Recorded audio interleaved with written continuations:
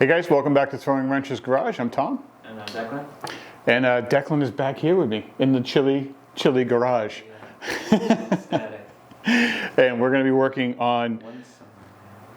I know. Well, we kind of don't want it to come too fast. We are sitting here with the depressing news this morning that stupid oversized rodent in Pennsylvania saw our shadow this morning. So evidently the idea of an early spring isn't going to happen for us. So it does give us a little bit more time to make sure we get this stuff buttoned up. So what we're working on today is my transmission, the transmission out of the Chevelle. And the idea behind this is there's not a ton going on here. We're going to do some work on this that hopefully will give Declan sort of an eyeball on what to do with his transmission, because for your transmission, we're not going to open it up, but we're going to do the first couple of steps, which is sort of cleaning this thing and painting it, refreshing it, so it looks good when it goes back in. Maybe you don't even see it. Yeah, it's the idea. It's a good point. And it's what a lot of people are going to say. It's a lot of probably what you're saying as you're listening to me talk about painting a transmission. You aren't going to see it, and it's not a show car. You've heard me say that a bunch of times. But one of the reasons why I like to be able to go ahead and paint this is that when everything is clean and painted, it's not necessarily about it making it look polished and waxed and cleaned. It's that if it's clean and you get a leak, where you get fluid showing up somewhere they're not supposed to, you see that much more easily when that surface is clean and painted than you do when it's all dirty. So it just makes it that much easier to spot when something's gone wrong if everything's clean. So while you've got it out, you might as well. So we're going to be doing a couple of other things with this while it's out. We've got a shift kit from B&M. Actually, technically, the term shift kit is trademarked. So B&M calls it a shift improvement kit. We're going to be putting a new drain pan on this, or not drain pan, a new pan on this that has a drain plug included with it. So the next time we want to change the oil on this, I don't have to drop the entire pan. Or I shouldn't say oil, fluid.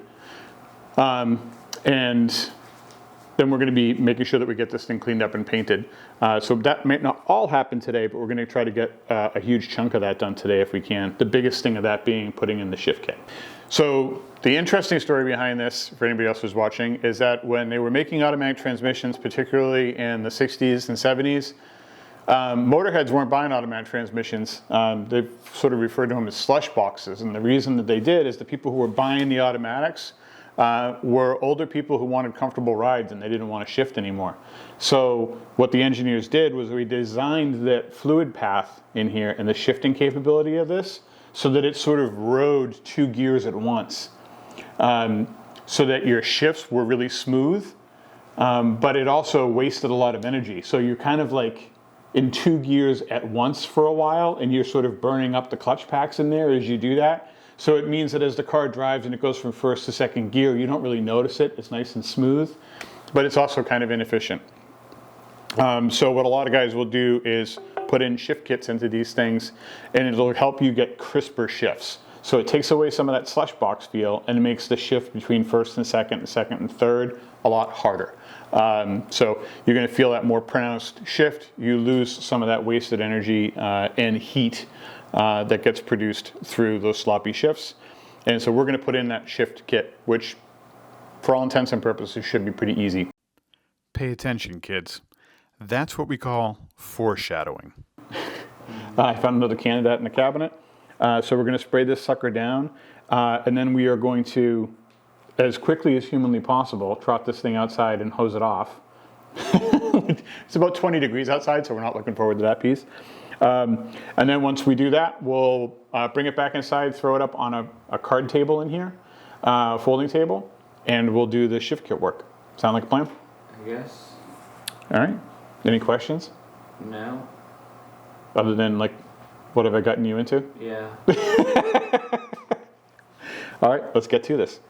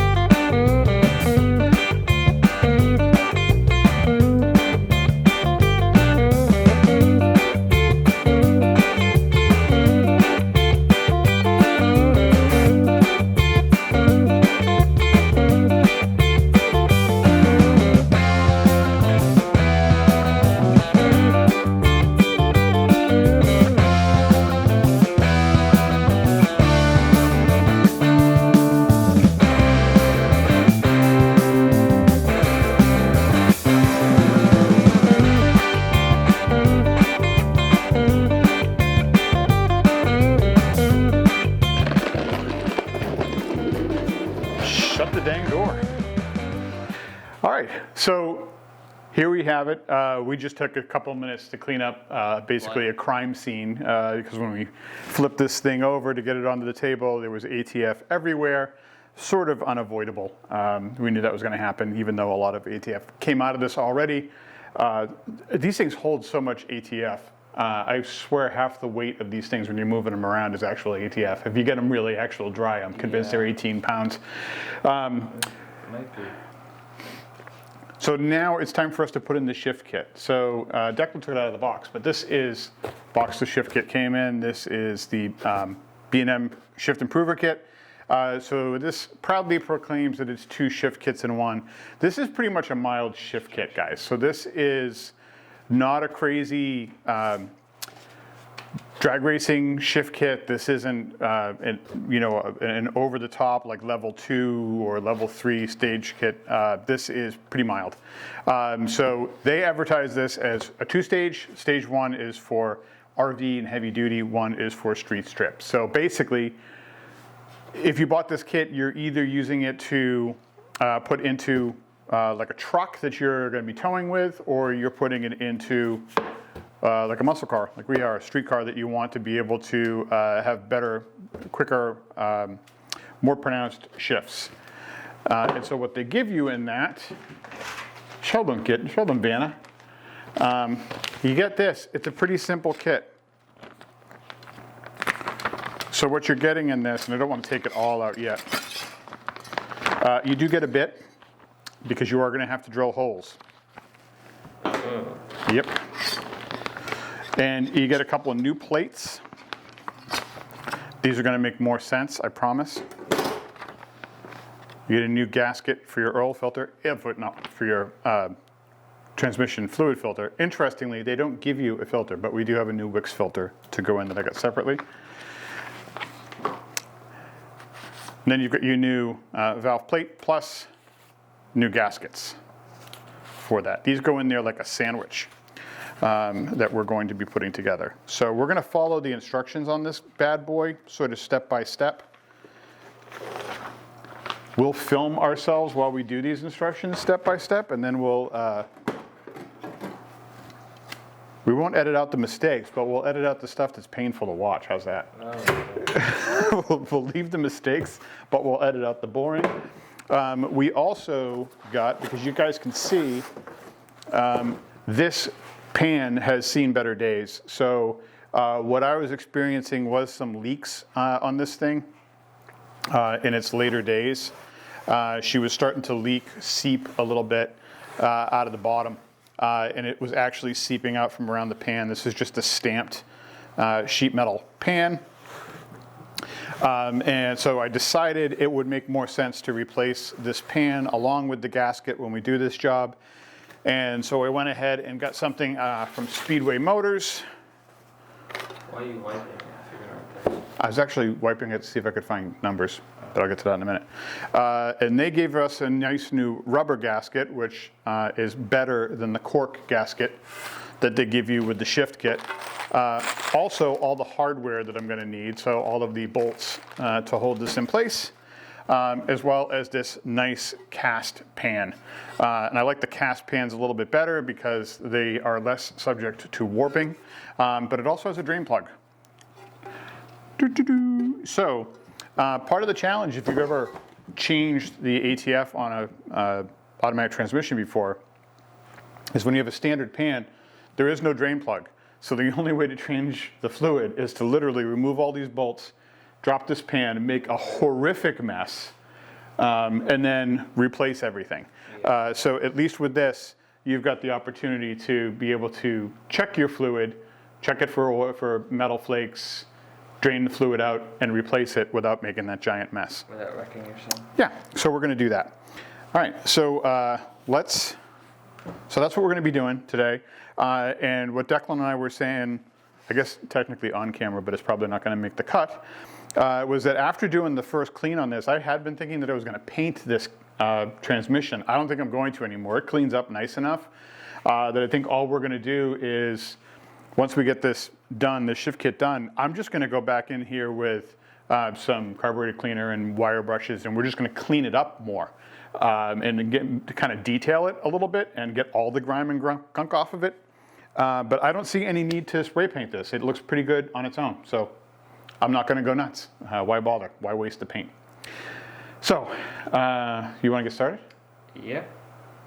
All right, grab the instructions. Tell us what we're doing.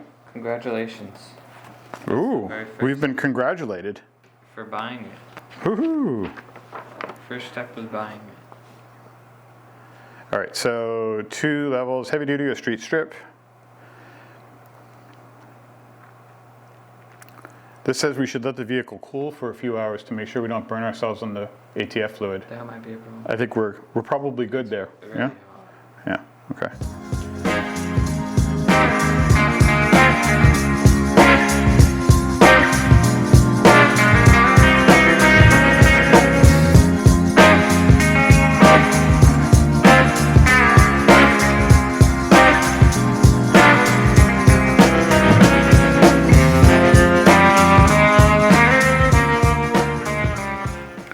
If you're wondering, I'm not wearing these specs because I'm worried that stuff is going to fly in my face right now. It's because these are my cheaters. There are instructions to read, and I'm a blind old man. Makes it sound like you wrote the instructions on the inside of the glasses. My cheat sheet. All right, so this is our filter. Yeah. So it's not a filter like an oil filter is. It basically, the fluid comes through this mesh screen and filters out any heavy debris. And there is a little bit of, Debris. yeah, but it's not like anything to be concerned about from what I can see. This overall looks pretty clean to me.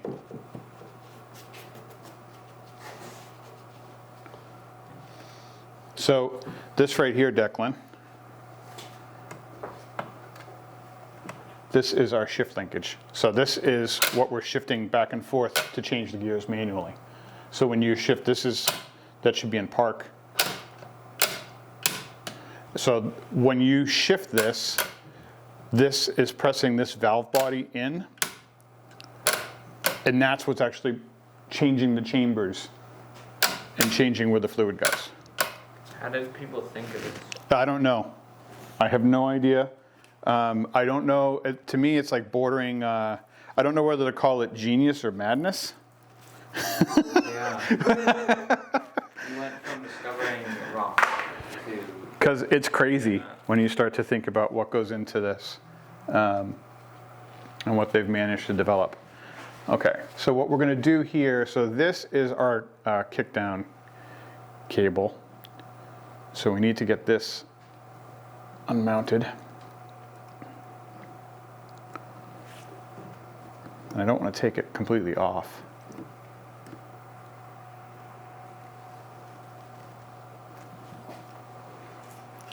I think I can just remove this pin.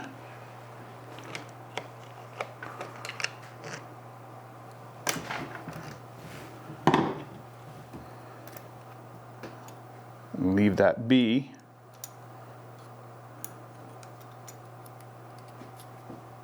And put her back. So what we're going to have to do is we're going to have to remove, this is the throttle body. Well, sorry, not throttle body, valve body. This whole thing here, this big cast iron piece. So all of these bolts are going to have to come off in order for us to get in here. Yeah. And they should all be pretty loose. How loose? Like you don't have to crank on them with that. You can just hit the gun. Oh, okay. You know how sometimes you have to use it like a ratchet? Yeah. You shouldn't have to use it like a ratchet. Wait, am I doing this? Leave that one till the end. Okay. See if we really need to do it. See, you lied to me. Oh, these two came off easy. Why do you always Maybe pick just the easy maybe one? just hit the button weird.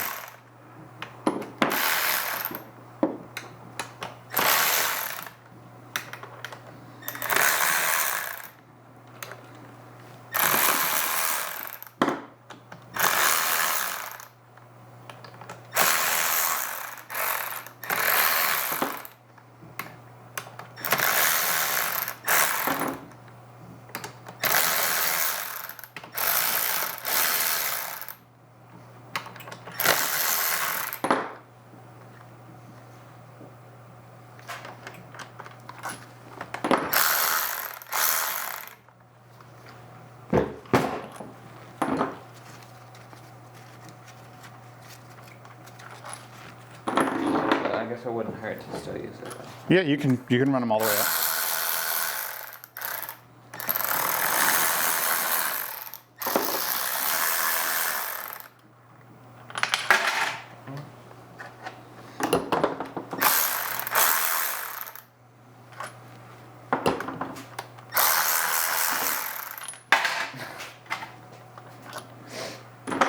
All right, I think you will have to get that one.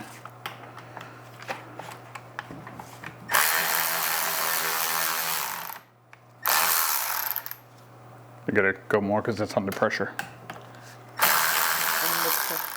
Go ahead. Is it done? Yep. All right, so now what we want to do is we don't want this thing to come out. So what we're going to try to do, because this is heavy, here we go. It's like a maze. Not on the pan. All right, so Declan, you can look and see what's going on here.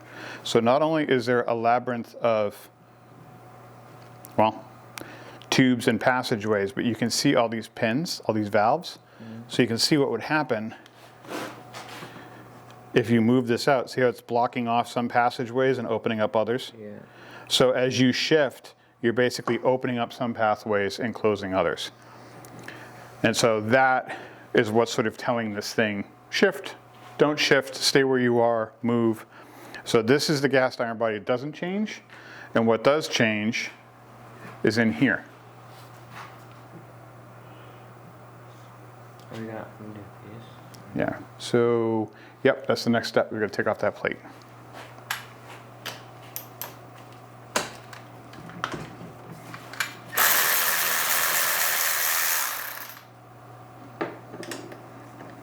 I don't know how tight that is. Nothing should be crazy tight because it's all going into an aluminum alloy. Nothing's gonna be really crazy torqued.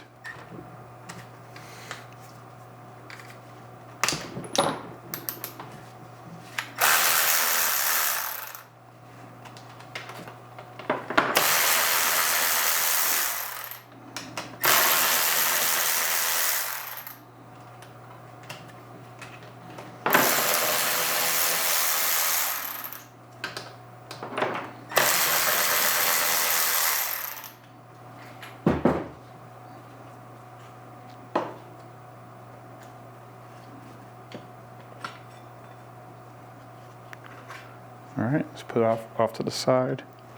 Yep, there you go. Okay.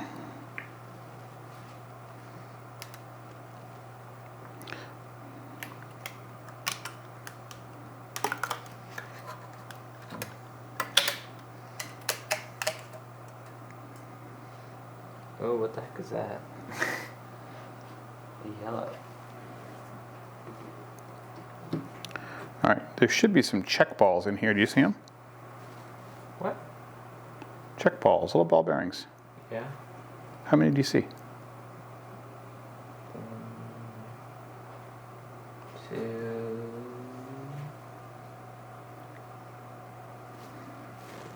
I only see 2. This was a fun new game we developed called Find and Retrieve the Check Ball. Now, some people are going to tell you that the check balls are ferrous and therefore will respond to and stick to a magnet, but we found that not to be true. And Declan found that you have to be real careful when you're poking at them because otherwise they drop down into the transmission. So this took us a little bit of digging, and it's boring for you, tedious for us, but be careful with the check balls and don't assume that they'll respond to a magnet.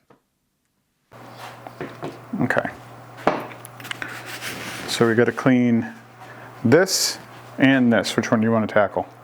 That or that? Yeah. That. Okay. So you just want to spray it up with this, and then we're going to scrub. These are a brass brush, so it's not going to mar up the iron, but it should get off any gasketing material. And we're only cleaning this surface. Not the table. Right. Okay. Yep.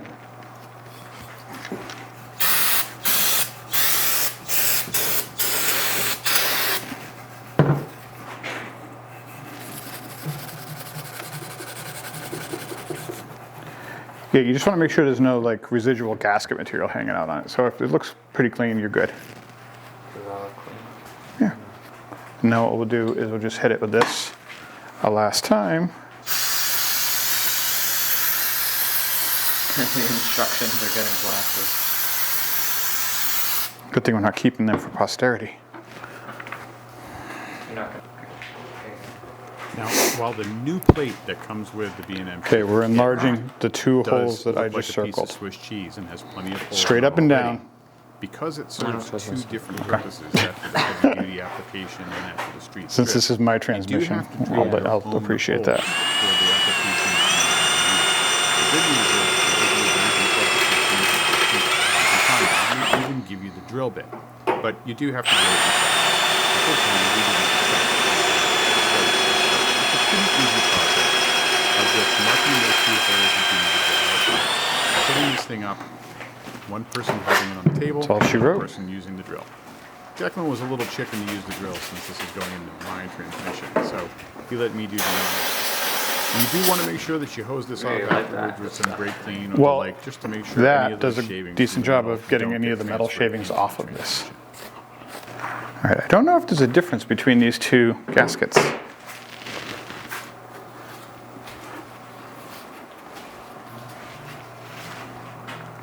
There is a difference.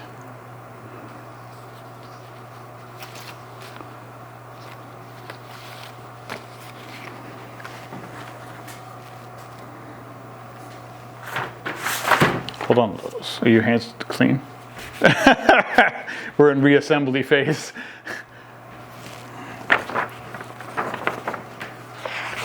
I need to see if there's an indicator that tells me which one's which. So Declan and I drilled those two holes. That couldn't have been easier. They give you the location of the holes. You just drill those out, drop them in place, really simple. Then we went through and found the right sandwich of gasket materials. If you actually read the instructions, that's easy because they tell you which gasket is which. I read the instructions 3 times before I comprehended that they were telling me which gasket was which. Yeah. But we figured that out. That's now installed. One of the tricks that they tell you, and I had actually seen in another video, is to hold this sandwich in place because you got 3 pieces, 2 gaskets and that separator plate. And we got a bunch more stuff to do here. So to hold this in place, use one of the pan bolts. It's the same thread size. And throw that in the middle here. It'll hold this whole sandwich in place so you don't have to worry about growing another set of hands to hold this in place. Now what they're asking us to do is to add these 2 new shifter plates, or what do they call them? They call these transfer plates or spacer support plates. So the silver one goes down first, then the gold, Silver and gold. and then the existing B&M, sorry, these are the B&M pieces. Now the existing stock unit goes down on top of that. And once we've got all those pieces in, now it's time to install the 7 bolts back in. And these are the somewhat shorter bolts. These are not the same bolts as the other, whatever it is, 18 bolts that are holding the valve body in place. So there is a difference between them, and it's really easy to see the difference between them. Tighten. Yep, no need to torque to the moon. As soon as it stops on you, let it go. Yep.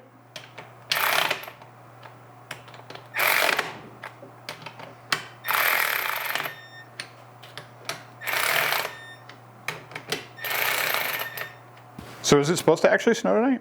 I thought it was. I mean, that's what I was I looked at the weather. I didn't see anything for tonight. I know at some point they said it was, but then I didn't think that was, I thought it changed. expected by 7. 70% snow chance today. 85 tomorrow. Thursday 80.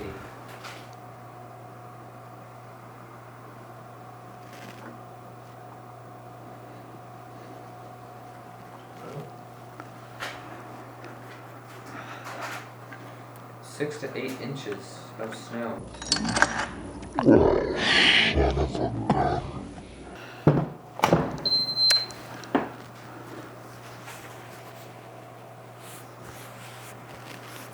Just drop the stupid S-link.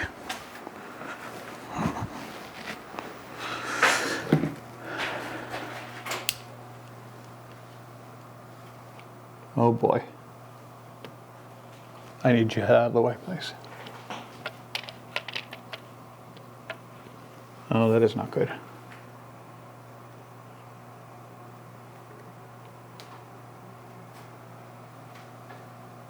What is it?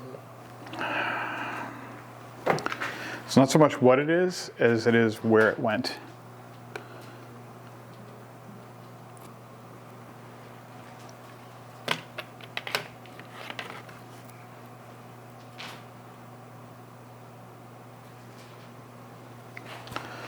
Son of a bitch. All right, well, that's more than a little disconcerting. So what had happened was, as I was trying to put the valve body back in, the S-link fell out. And when it fell out, it appears to have fallen into the actual transmission. Now I can't confirm that, it's just what I think is going on, but I also can't see it. I tried to scope in there and see it, and I can't find it, so we're getting at the end of the day here, and I'm kind of at the end of my rope and panicking a little because I desperately do not want to open up this transmission just to find this piece. But obviously, I can't just put this thing back together until we find that piece, because if it's sitting inside there with all the clutches and the gears and the bands, it's just going to tear this thing up. So I've got to make sure that I've located it. So I'm out of ideas at the moment, and probably getting a little hangry. So we're going to stop for the moment, and this will be something that I tackle later. So more on that when I know what the hell I'm doing. Well, so greetings, guys. I am someplace I don't want to be, which is still working on this transmission. So, like an idiot, as I was trying to put the valve body back on and trying to maneuver the S-clip that's on the manual valve and trying to work that back into the linkage, in a flash, it slipped out, and it slipped right down into, I think, the opening on the transmission, and right down inside. It didn't make hardly any sound. There was no bouncing. There was no recoil. And I've spent the last couple of days searching for it. So we've torn the garage apart looking for it. We've gone through our clothes. I've gone through everything I can think of trying to look for the dang thing in the hopes that I was going to find it someplace. And we're not finding it anywhere. So I've gone through and stuck a scope in there, the endoscope, as far as I can, trying to see it, trying to find it. I can't see anything, but in all honesty, I can't really get the scope in there very far, so I can't see very much.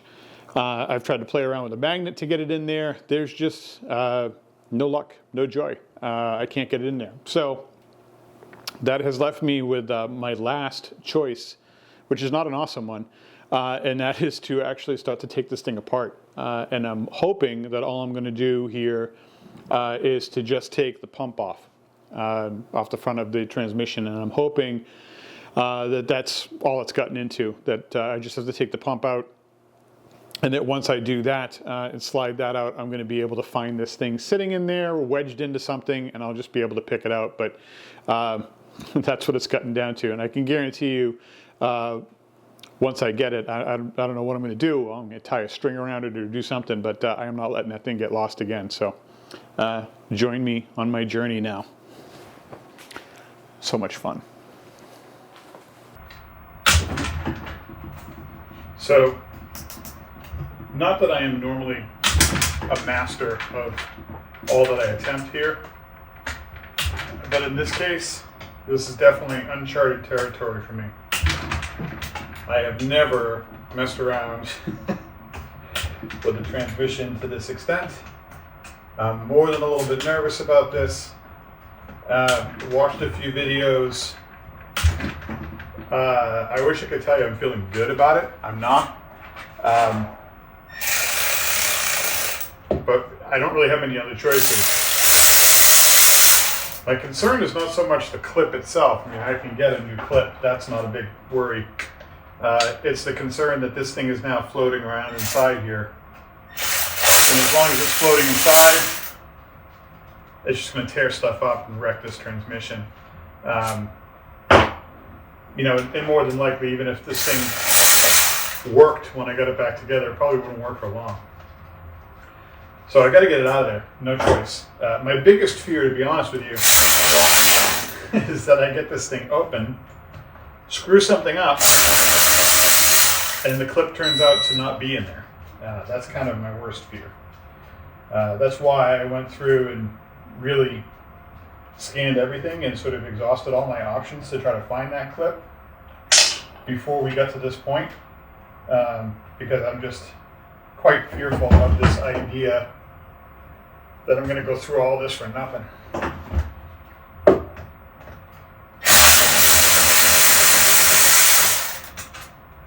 So I did watch some YouTube videos. This is not the whole transmission that we're taking apart here. This is really just the pump that I'm hoping to be able to remove.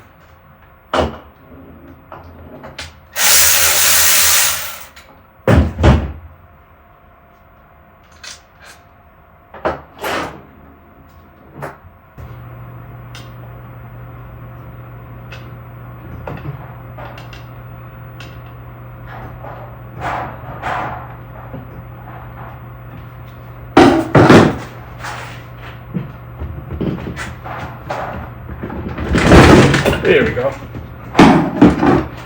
right.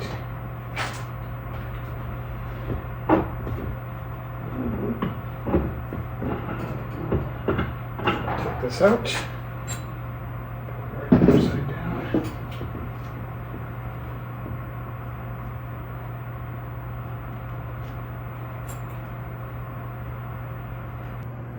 Zoom in a little.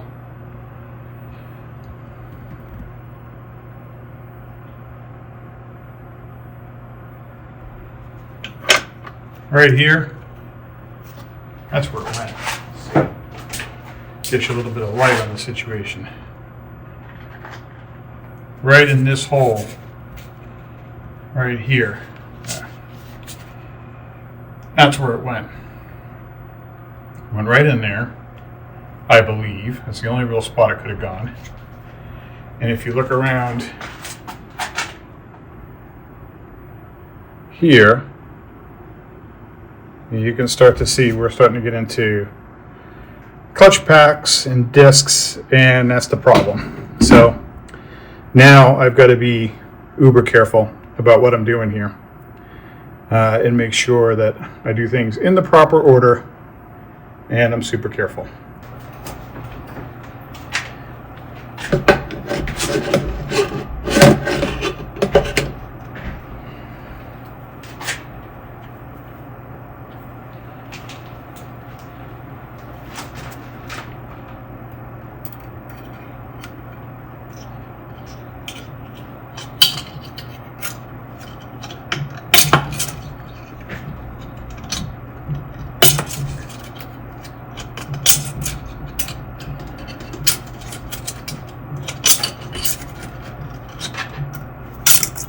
Oh, we're wedged.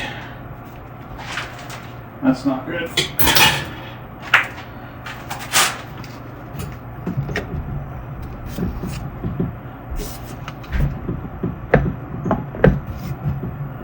Good news is I can see it. Bad news is it's pretty wedged in there.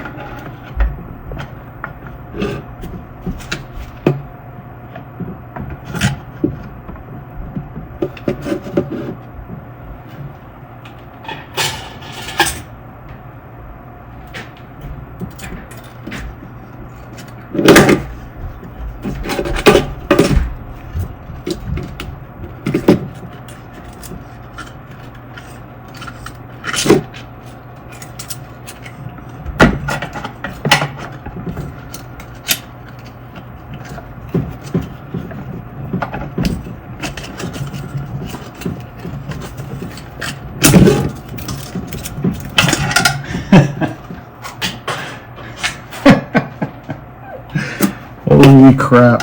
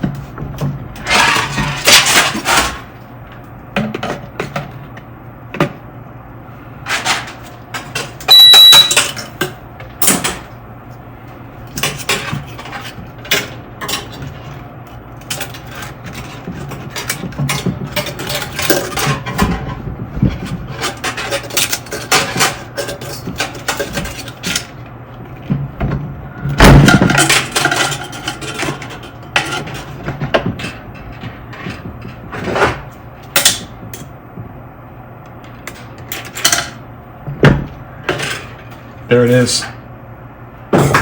There's that little mother trucker. That's it. All that for that.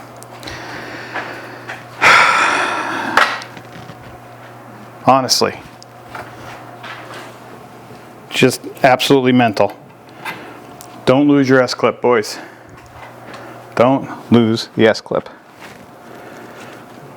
Absolutely ridiculous.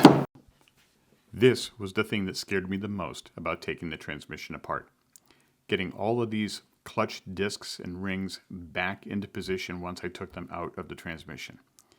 But I was pretty careful about taking them out and laying them down right in front of the transmission in the position that I pulled them out in, and then in the stack, sort of in the mirror image that I pulled them out, so that when it was time to replace them, I just simply pulled the ring that was on top, put that back in first, and then the next, then the next. Worked out pretty easily. I didn't run into any problems. Everything seemed to fit smooth, and everything went back in place and closed up tight. So I think we're okay. What do you say we call this one a little do-over? I think it's worthwhile. We went through a little bit on that last piece. So I feel like we've been on a journey together, back and forth, and this was kind of a pain. I'll be honest with you about this. In truth, if I knew how simple it was going to be to take this pump off and take those pieces out and put them back in just to get that piece out, I would have done it originally. It was actually pretty darn simple. So if this happens to you, if you drop something down on there, as long as you're careful, you take your time taking that pump off, taking those clutch packs out, as long as you're deliberate, take some pictures, be very mindful of how things are coming out, keep the order correct, and keep them in place, and then be very careful about putting them back in place, you shouldn't have a problem with it. It's really not that much of a nightmare. Now, I'm saying all this and I haven't run this transmission yet. So in a couple months when I get this thing all in place and I go to put it in reverse to pull it out of the garage and it won't go anywhere, then I may be kicking myself. But right now, it was pretty easy to get it going. So now back onto this to actually install the shift kit. The reason why we were here in the first place, to get this going. So to refresh everyone's memory, we have this 3-piece system. So it's a gasket, it's a plate, and it's another gasket. All right, so we're placing this. We do have our check ball in place. You can see what that looks like here. So we do have the check ball in place right here. There's just one. That's what we get in here for this particular shift kit. So just one shift ball, or one check ball in place. That's all we need. We did go through and clean this all up, made sure there's no sticky residue left from the previous gasket. This transmission is actually pretty clean. We didn't really have any problems with this being gunky, so we're in pretty good shape. And now our next step is to put this in place. So we're not going to bolt this in just yet, as per the instructions. We're just going to hold this in place. And so one of the ways that you can hold that in place, again, according to the instructions, is to just hold it in here with one of the screws from the pan. And this will keep this thing from getting all squirrely on you and walking around. So now we can keep that thing kind of lined in place.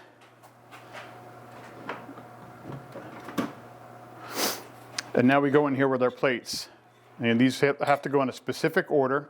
And you recall this original plate that came with our transmission, we went through and filed this down to make sure we got the ridge off of here. That's important because we don't want that tearing anything up.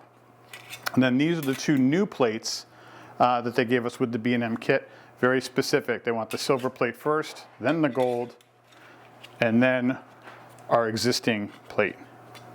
So we're going to line those up with the holes that are there and take our existing 7 screws. These are different from the screws that hold the valve body down. And just put them loosely in place for now.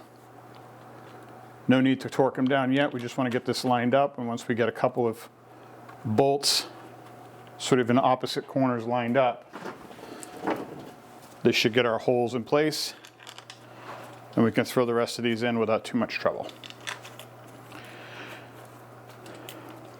So I was mentioning this to Declan the first time around when we put this in. You do want to be pretty careful when you are doing this because all of these bolts are going into aluminum. So just make sure your bolts are clean. There's no dirt sitting in them. Make sure everything's aligned well because the aluminum mars and strips pretty easily. And you don't want to be going through the nightmare of having to, tap these threaded holes or put helicoils in. It's a pain in the neck. Much akin to dropping an S-clip down inside the transmission. It's just going to delay you. Make things a bit of a nightmare. And again, we're not going to torque this. We're just snugging. And I'm using this because I'm lazy. This is as far as we got last time before woeful calamity struck. So this time I have stuffed a rag in here to cover off that hole, so even if this thing does fall out, it's not going to fall out the same way. Let's try that again. Get the S-clip in before anything else.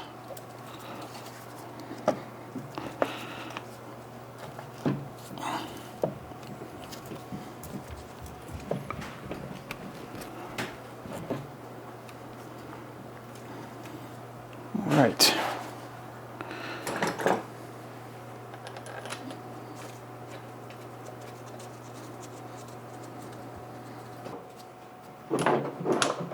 These are a lot of bolts, ton of bolts.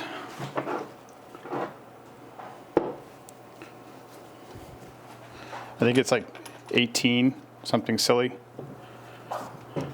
Stupendous amount of bolts holding this thing on.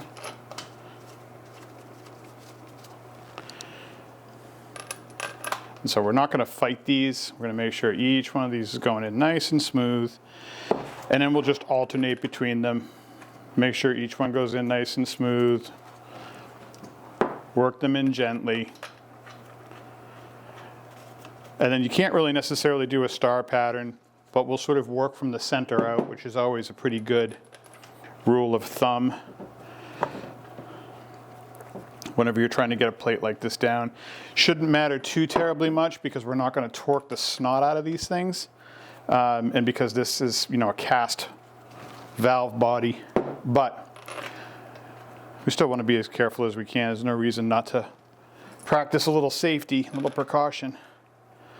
If I had practiced a little bit more safety and precaution in the beginning, this job would have been done much quicker. So I should take my own advice more often.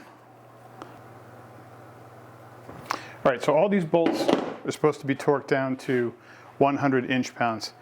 I don't actually have a torque wrench that goes to inch-pounds. The best that I've got is that this little guy that only goes to 10 foot-pounds. 100 inch-pounds translates to something like 8 foot-pounds. We're close. We're in the neighborhood. Basically, I think of it this way. This little guy, if I just hammer it down and let it go on its own, that goes to about 35 foot-pounds of torque. That's if I just like run it and gun it the whole way. That's sort of how I figure I would normally torque things down if I'm not trying to, gorilla it. So if anything, I'm just worried about over torquing these. There's almost no way that I'm under torquing them. So they're all tight. So we're going to leave that be and go ahead with putting in our filter. And then we can button up this pan and then move on to the last piece of this, which is just one little O-ring.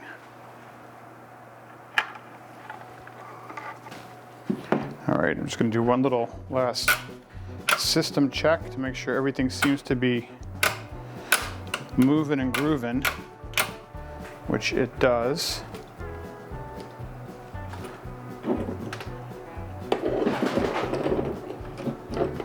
Kick down cable seems to be moving. Manual valves moving. Everything seems to be moving pretty good. All right, I'm reasonably happy for the moment. So we will go ahead and get our gasket in place and put our new pan on.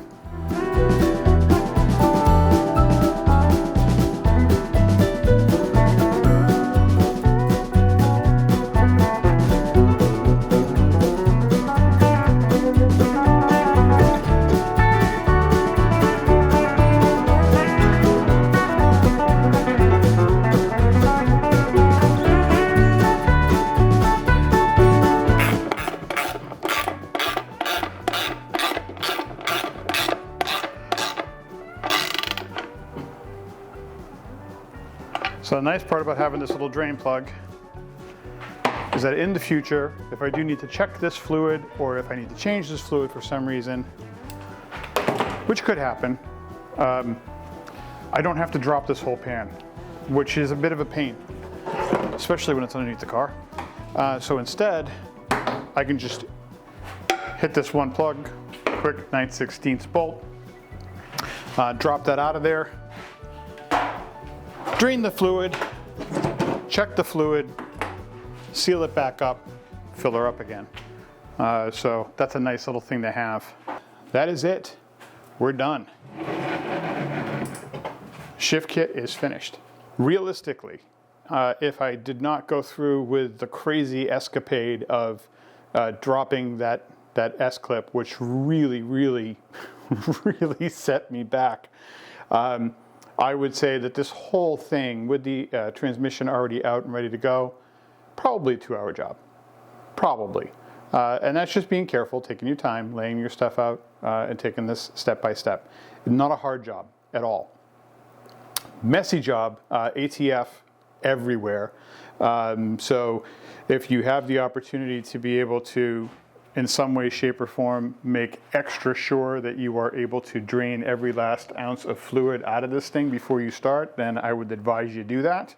But realistically speaking, it's probably going to be tough for anybody to do that. So otherwise, the kit's a pretty easy install, not too bad. And it is, if it does what it's promised, really going to impact the shifting. I would not be, after having done this, I would not be terrified of putting this in if it was in the car. As long as I could get the car jacked up high enough on stands, get it a good distance above my head, I wouldn't have had a problem putting this in. And I can absolutely 100% guarantee you that I would not have dropped the S-clip inside the transmission if I had done that. It would have been physically impossible. So you wouldn't have had that same problem. But it would not have been a terrible job working over your head. You would probably have been sick of it after a little bit of time, but it really wouldn't have been bad. Minimal amount of tools too. I mean, in this case, it was really just a 1/2-inch wrench. I think a 1/2-inch wrench, some pliers here or there, and a screwdriver. I mean, it wasn't a lot of tools to use. So pretty easy job overall. And I would recommend it. Give it a shot. This is not a real hard one to try out.